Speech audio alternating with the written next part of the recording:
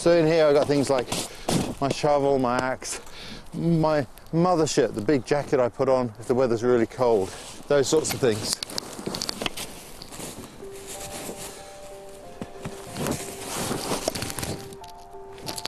Try to keep your hands dry.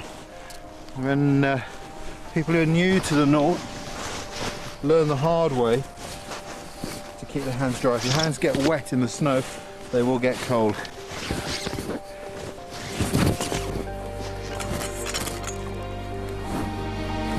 In the winter, it's definitely not just a case of chopping down a few trees and making a shelter. You can never take this environment lightly. You have to have wisdom and experience.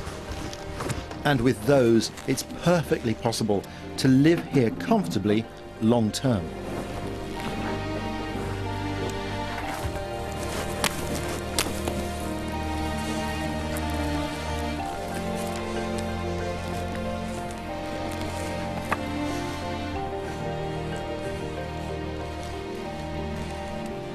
I've come out to look for firewood. Now, if there were two of us, one of us would come out and collect all the firewood for the night, but when I'm on my own, what I like to do is to come out, have a little scout around first, take back enough to get the stove going, to get a brew on, and then come back with the toboggan to fill up with the other things that I found. One of the difficulties in this environment is knowing whether wood is dry and dead, or green, or even sopping wet and just frozen, because they're all brittle. There's a trick. If you take your knife or an axe and you cut a sliver of the wood, put it on your tongue, if it's damp, it's moisture as it thaws on your tongue. If it's dry, it's like a piece of blotting paper, and that is moist. I'm going to have that small pine there for the moment. I think that'll be perfect.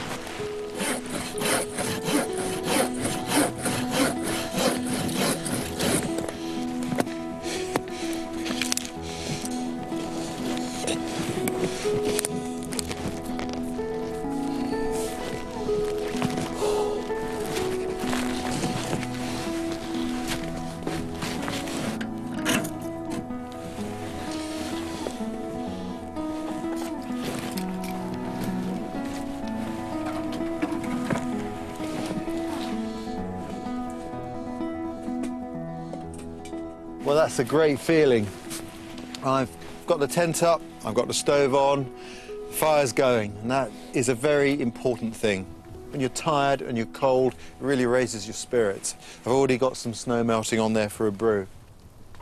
The key thing, though, is that with a tent and a wood-burning stove, it doesn't matter if you're wet, because you're going to get dry. That's the key thing. In extreme cold, moisture builds up in your clothing and your sleeping equipment, and it's very difficult to get rid of that. But in this tent, even if it's minus 35 degrees outside, I know from testing it that with the fire going full on, at ground level I get plus 28 degrees. At the ridge, it's much higher, and up there I'll hang all my clothes and I get them dry. And that's the key thing. It means that you can continue going for a long period of time. It's perfectly possible to sleep out, even in very low temperatures if you have a big fire. But eventually, that moisture builds up in your clothing and you have to head indoors. With a tent like this, you've got a sustained period outdoors without any problems.